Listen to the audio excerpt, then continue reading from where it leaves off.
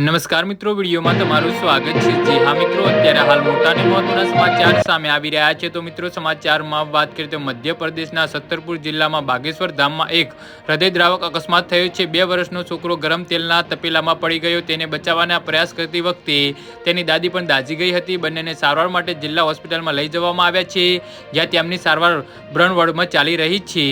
જી હા મિત્રો, અત્યારે હાલ મોટા અને દુઃખદ સમાચાર સામે આવી રહ્યા છે।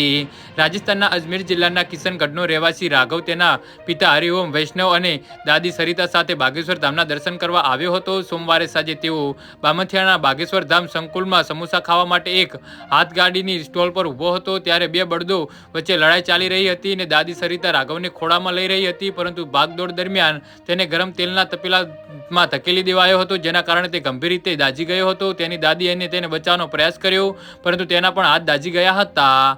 જી હા મિત્રો, તપાસ કરનારાઓને તાત્કાલિક મદદ કરી ધામના કર્મચારીઓ તેમને એમ્બ્યુલન્સ જિલ્લા હોસ્પિટલમાં ખસેડ્યા હતા, જ્યાં ડોક્ટર રોશન ત્રિવેદીએ રાઘવ અને તેની દાદીને બ્રન વોર્ડમાં દાખલ કર્યા અને તેમની હાલત હાલ સ્થિર છે।